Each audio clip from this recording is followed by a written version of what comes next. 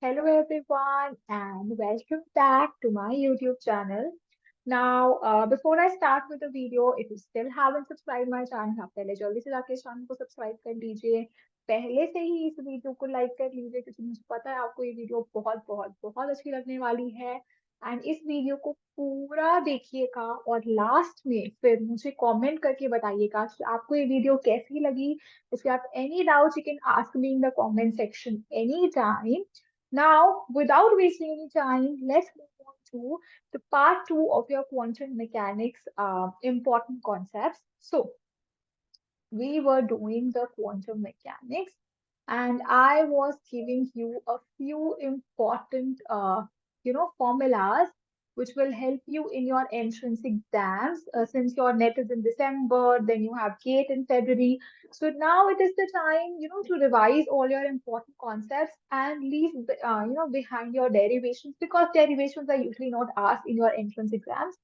Okay. So let's start with the point one, which is a free particle. Okay, so now in this in today's lecture we will be dealing with a few important systems, quantum mechanical systems. Like you have a free particle, then you will see how to deal with the step potential, then you will see your particle in a 1D box, then we'll be seeing harmonic oscillator, then we will, so these all things we will be doing for one dimension, and then we will move on to 2D and 3D problems. So now, starting with a free particle, and it is in one dimension. So how will I solve the free particle in one dimension? So we write the Schrodinger equation and we find the eigen basis vectors for the free particle, and the basis that we get is, so I get a psi plus x which is equal to e raised to power iota kx, and I have a psi minus x which is equal to e raised to power minus iota kx. Okay, so these are the eigen functions corresponding to the operator k and t. Okay, K is the your wave vector and T is the momentum, obviously. So these are the eigen basis vectors of K and T. And if I do the measurement of the momentum on this phi plus x, I will get h cut k as my eigen value, and I have a phi plus x. Similarly, if I do the measurement of px on phi minus x, I get the momentum as phi minus x. So corresponding to this eigenfunction, that is phi plus x and phi minus x, I have the momentum values h cut k and I have the momentum minus h cut k. Similarly, for the value of k, right? If I see the value of k, the values of k corresponding to phi plus x is k and corresponding to phi minus x is minus k. So these are your eigenvalues of k for eigenfunctions phi plus x and phi minus x. तो momentum की अगर मैं measurement करूंगी phi plus x पर, तो वो मुझे मिलेगा h कट के, और मोमेंटम की अगर मैं मेजरमेंट करूंगी phi minus x पे, तो वो मुझे मिलेगा minus h कट के. Okay, now, the energy in the free particle case is doubly degenerate, which means if I find the energy eigenvalue for phi plus x, that means if I operate the Hamiltonian on phi plus x, I will get the value h cut square k square by 2m phi plus x. And if I will operate h on phi minus x, I will get my h cut square k square by 2m phi minus x. So as you all can see that जो मेरी eigen value है phi plus x के लिए और phi minus x के लिए energy की, वो दोनों सेम है. तो इसका मतलब जो एनर्जी है phi plus x के लिए और phi minus x के लिए, दोनों के लिए सेम है. So energy eigenvalue is doubly degenerate, and the wave function for a free particle is c cos kx. So wave function for a free particle is c cos kx. And if I have to find after time t, what will be my wave function? So that will be c cos kx e raised to power minus iota e t by h card. And what is the value of e over here? E की value is h cut square k square by 2n. यही तो लिखा था हमने यहाँ पे, यही value जो है e की वो यहाँ पर पुट होगी. Okay. And how will the probability density look like? The probability density will look like mod c square cos square kx. So probability density of free particle looks like mod c square cos square kx. It has the form of mod c square cos square kx. So this was my first system, that is the free particle. These are the important things that you have to keep in mind जब आप किसी entrance exam के लिए बैठ रहे हो. Okay. तो मैं आपको इस वीडियो में ये नहीं समझा रही हूँ कि आपको ये सब डिराइव कैसे करना है या ये सब फाइंड कैसे करते हैं. Right now I am just quoting the results which are important for you to remember when you will be appearing in an entrance exam. आपको ये चीजें अच्छे से याद होनी चाहिए, आपको ये चीजें पता होनी चाहिए. अगर आपको नहीं पता कि ये आई कहाँ से है, then also you can ace the exam because derivations do not come in your exam. Okay? आप जो है इन सब चीजों को यूज करके अपनी प्रॉब्लम्स को सॉल्व कर सकते हो. दीज आर दी बेसिक्स जो आपको याद होनी चाहिए. Okay. Now moving on to the next system. The second system is the step potential. Now, how do you deal with a step potential? So for dealing with a step potential, we have a step potential like this. Okay. So I can call this as V is equal to 0 and this as V is equal to V naught. This is my step potential. And any particle in this, potential or in any potential obeys the continuity equation. And what is this continuity equation? Continuity equation is del dot J plus del rho by del T is equal to 0, right? जहां पर your rho is actually the probability density and J is probability current density.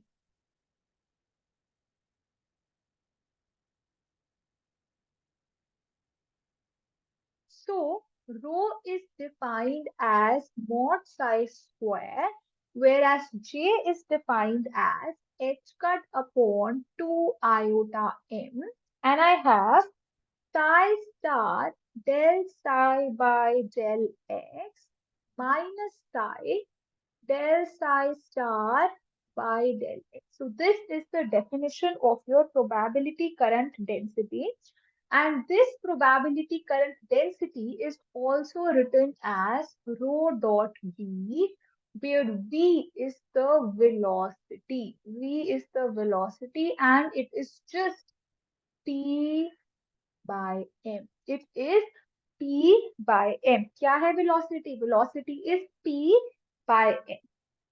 अब बहुत सारी questions में क्या होता है that you have been asked to find the probability current density. आपसे probability current density पूछते हैं तो कुछ रिजल्ट्स जो आपको याद होने चाहिए इस अगर आपके पास साई जो है वो a e raised to power iota kx है तो इस केस में आपको अगर प्रोबेबिलिटी करंट डेंसिटी फाइंड करनी है तो either you can use the first formula or you can use the second formula. I prefer to use second formula. क्यों? Because मैं यहाँ सीधा सीधा देख सकती हूँ कि रो जो है that is just mod psi square. जो j है अगर मैं रो डॉट v यूज कर रही हूँ तो रो जो है वो क्या है, सिर्फ mod psi square है और मेरे पास साथ में वेलोसिटी है. mod psi square अगर मैं इस psi का mod psi square लूं तो that will just give me mod a square and the velocity of this psi is equal to a e raised to power iota kx. What is the velocity? Velocity is momentum by mass. And what is the momentum for this wave function? इस wave function का momentum जो था वो था h cut k. This was the momentum. So I can put mod a square h cut k by m, and this is my probability current density for the wave function a e raised to power iota kx.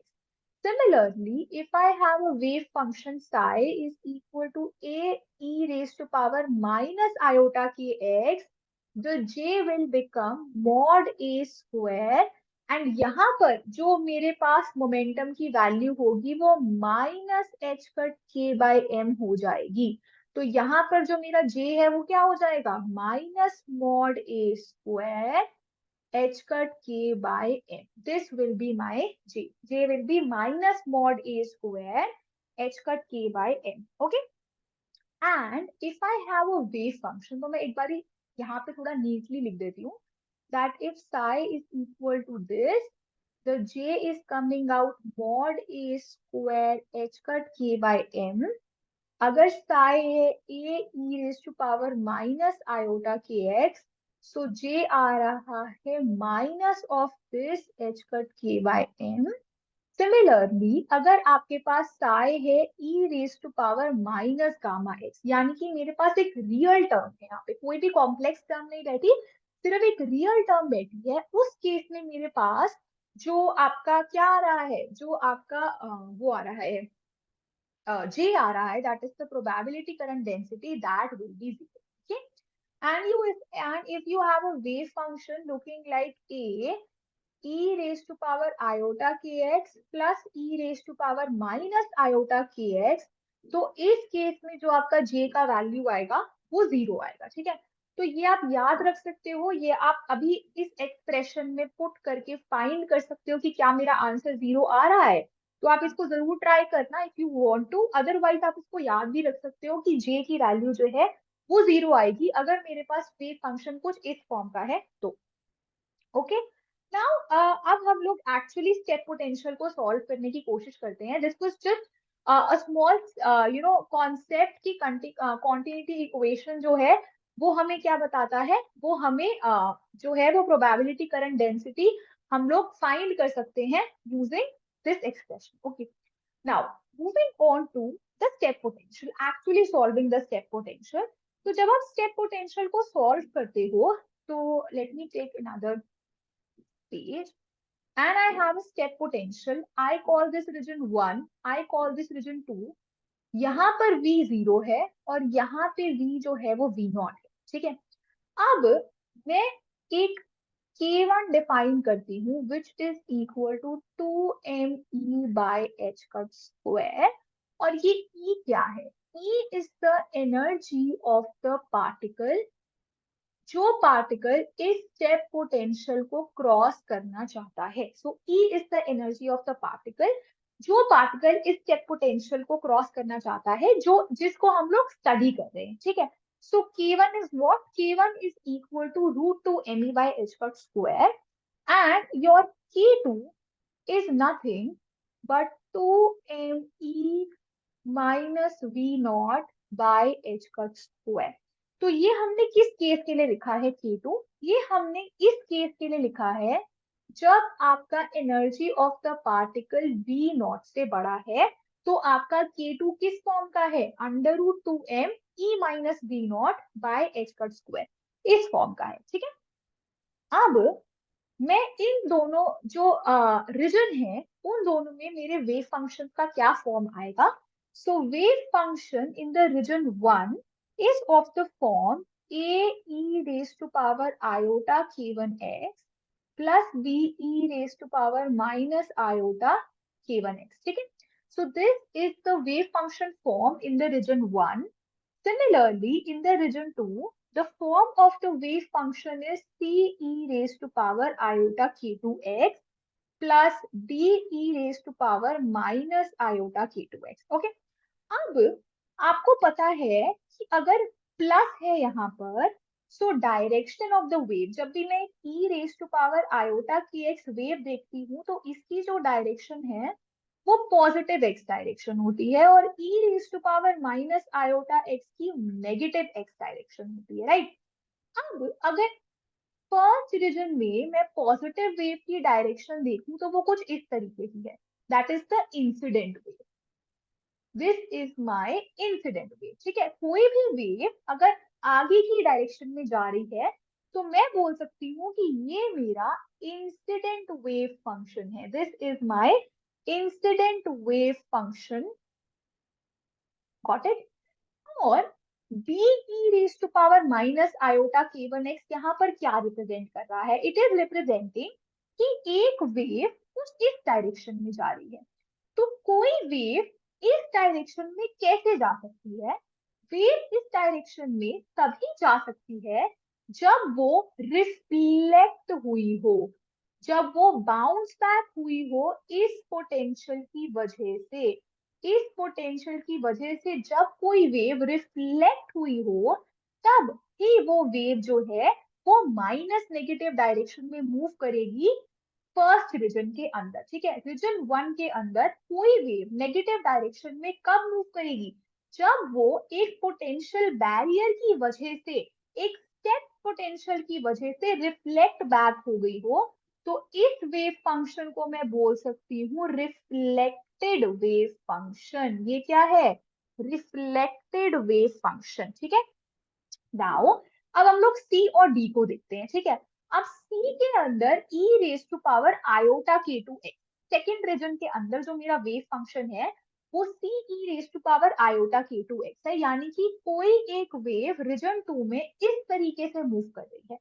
कोई wave इस reason में कब move कर सकती है, जब वो step potential को क्रॉस करके आगे निकल गई हो तभी मूव कर सकती है।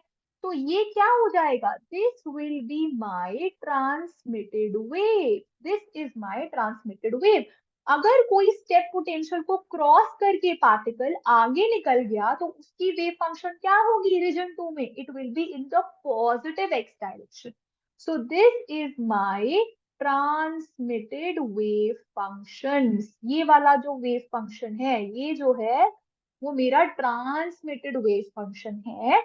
और जो ये वेव फंक्शन वो क्या है, वो नेगेटिव एक्स डायरेक्शन में है। बट इस रीजन में क्या किसी भी पार्टिकल की डायरेक्शन नेगेटिव हो सकती है, अरे भाई यहाँ पे कोई बाउंड्री थोड़ी ना है। तो ये रिफ्लेक्ट कैसे होगी, ये वापस नेगेटिव डायरेक्शन में कैसे जाएगी, तो क्योंकि इस डायरेक्शन में ये वेव कभी भी रिफ्लेक्ट हो ही नहीं सकती, नेगेटिव एक्स डायरेक्शन में मूव हो ही नहीं सकती। तो हम लोग ये कहते हैं, हम लोग ये बोलते हैं दैट दिस वेव फंक्शन, ये जो D E raise to power minus iota k two x है, this wave function is not possible, क्योंकि यहाँ पर तो कोई पोटेंशियल है ही नहीं रिफ्लेक्ट करने के लिए पार्टिकल को। तो ये वेव फंक्शन पॉसिबल नहीं है, और हम बोल देते हैं कि जो डी कांस्टेंट है उसकी वैल्यू है 0। तो मेरा जो साइड 2 है, अब मैं इसको हटा देती हूँ, मेरा जो साइड 2 है वो जो है सिर्फ क्या बचा, C e raise to power iota k two x है। This is my wave function in the region two, this is what, this is my wave function in the region two. I hope सबको इतना समझ आ गया, ठीक है।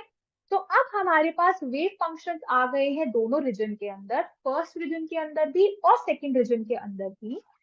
अब हमें पता है कि जो रिफ्लेक्शन कोएफिशिएंट है, now this is also a very important topic, this is also a very important topic. Reflection coefficient is what, reflection coefficient is defined as the probability current density of the reflected wave function divided by the probability current density of the incident wave function, okay, यही होता है। और जो आपका transmission coefficient है, जो आपका transmission coefficient है जिसको हम लोग टी से रिप्रेजेंट करते हैं, ये क्या होगा, it will be similarly the probability current density of the transmitted wave function divided by the probability current density of the incident wave function. अब ये जे आर, जे आई और जे टी हम निकालेंगे कैसे, ठीक है। तो अब हमें पता है कि जो मेरा इंसिडेंट वेव फंक्शन है, जो मेरा इंसिडेंट वेव फंक्शन है, ये क्या था, साई इंसिडेंट था A e raise to power iota k1x, ये मेरा इंसिडेंट वेव फंक्शन था। जो मेरा रिफ्लेक्टेड वेव फंक्शन था, जो मेरा रिफ्लेक्टेड वेव फंक्शन था, वो था psi two is equal to B e raise to power minus iota k1x। और जो मेरा ट्रांसमिटेड वेव फंक्शन था, जो मेरा ट्रांसमिटेड वेव फंक्शन था साई थ्री, वो था C e raise to power iota k2x, ठीक है। अब अगर मुझे जे आई निकालना है, तो हमने क्या देखा था, हमने देखा था कि जे आई जो है वो किसी ई रेज टू पावर आयोटा के एक्स के लिए, अगर ए ई रेज टू पावर आयोटा के एक्स कुछ इस तरीके का वेव फंक्शन है, तो उसके लिए जे की वैल्यू आ रही थी mod A square the value of momentum which is H cut के डिवाइडेड बाय एम। तो क्या मैं जे इंसिडेंट इस वेव फंक्शन के लिए लिख सकती हूँ mod A square h cut k one, one क्यों, क्योंकि यहाँ पर जो वेव वेक्टर है वो क्या है, के वन है, and I have in denominator m which is the mass of the particle. Similarly क्या मैं लिख सकती हूँ J R, that is the probability current density of the reflected wave function as mod B square h cut k one, और यहाँ पर क्या आएगा, एक नेगेटिव साइन आएगा। नेगेटिव साइन क्यों आएगा, क्योंकि जो डायरेक्शन है आपकी वेव फंक्शन की वो क्या है, नेगेटिव डायरेक्शन है। तो minus h cut k one by m. Similarly the J transmission will be what, the J transmission will be mod c square h cut k2 by m। why k2, क्योंकि यहाँ पर जो मेरा wave vector बैठा है वो क्या बैठा है, एच कट, यहाँ पर मेरा वेव वेक्टर k2 बैठा है, तो यहाँ पर मेरे पास आ जाएगा H cut k2 bye m। तो मेरा जो रिफ्लेक्शन कोएफिशिएंट है वो क्या था, जे आर बाय जे आई, और जब मैं इसको और इसको डिवाइड करूंगी तो मुझे क्या मिल जाएगा, मुझे मिल जाएगा minus of mod B square by mod A square.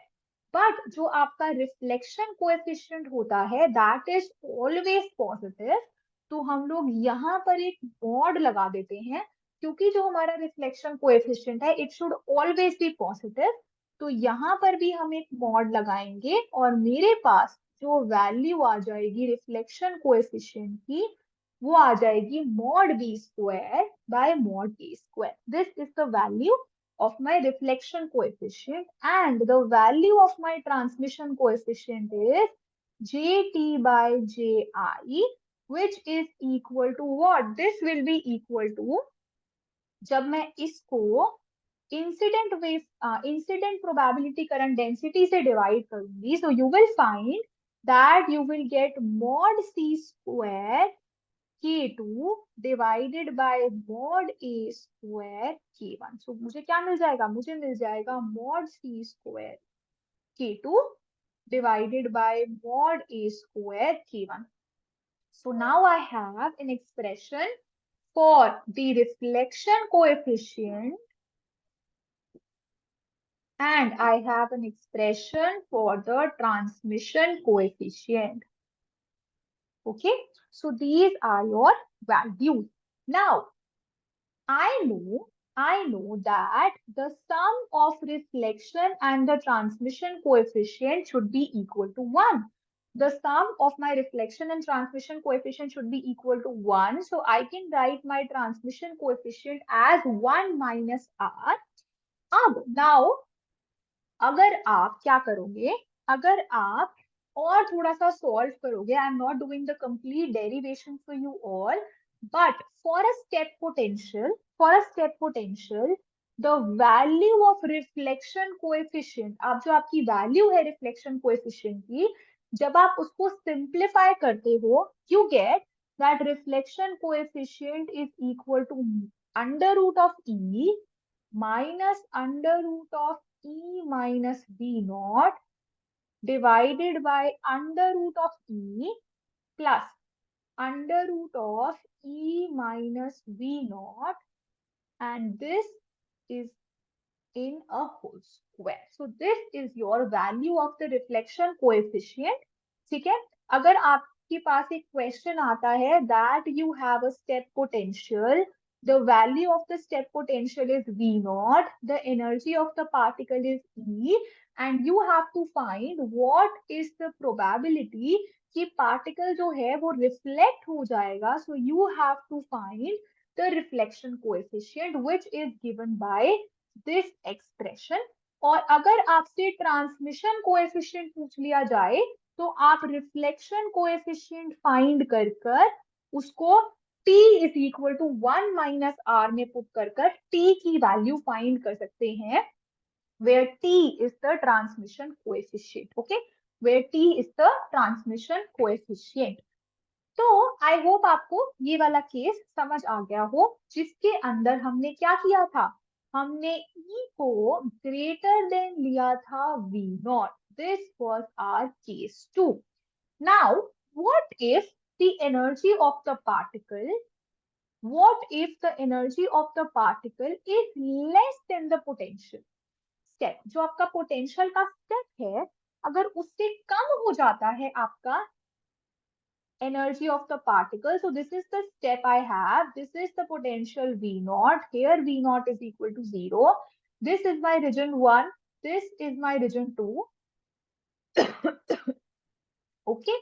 तो इस केस में जो आपका psi1 है वो तो सेम ही रहेगा, e raised to power iota k1x plus v e raised to power minus iota k1x, जहां पे k1 की वैल्यू हमने क्या निकाली थी, under root of 2me by h cut square. ठीक है, and the value of the wave function 2 now.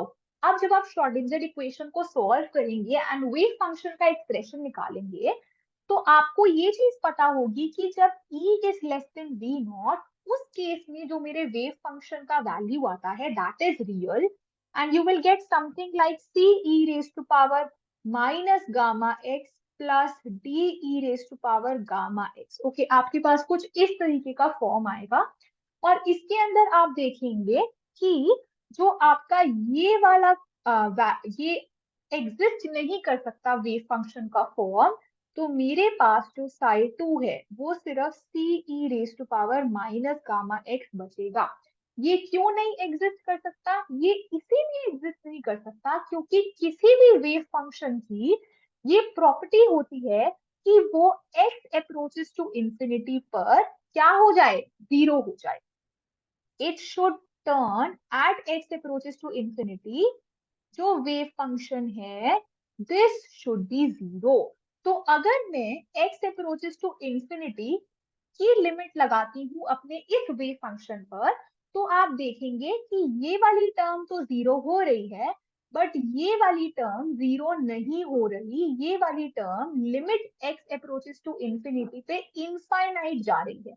तो मुझे I have to get rid of this term, तो इसीलिए हम लोग बोल देते हैं कि जो d है वो जीरो है एंड जो मेरा वेव फंक्शन है वो क्या बचता है, C e raise to power minus gamma x बचता है. ठीक है, नाउ अगर मेरे पास ये एक्सप्रेशन बचता है तो इस केस में अगर मैं प्रोबेबिलिटी डेंसिटी देखूं 1 स्क्वायर की, so that is of the form cos square k1x, and अगर मैं प्रोबेबिलिटी डेंसिटी देखती हूँ सेकेंड वाले वेव फंक्शन की in the region 2, then that is equal to e raised to power minus 2 gamma x. Okay, so how does this probability density looks? If this is my step potential, then the probability density would look like, so I am plotting mod psi1 square in the region 1 mod psi2 square in the region 2 and you will see that I have cos square kx. ऐसा ही लगता है ना cos square kx. I have a cos square kx in the region 1 and I have e raised to power minus. So I have a decay. I have this form of the probability density inside the step potential in the region 2. Okay. So that means, what does this mean? This means that even when the energy of the particle is less than V naught, even when the energy of the particle is less than V naught, there is a finite probability of finding the particle inside, not inside, but there is a there is a finite probability of finding the particle beyond the barrier. ये जो barrier है आपके पास step potential का V naught, still there is a finite probability कि particle इस barrier को cross कर जाएगा और वो इस region में move करेगा, इस region में move करेगा. There is still a finite probability.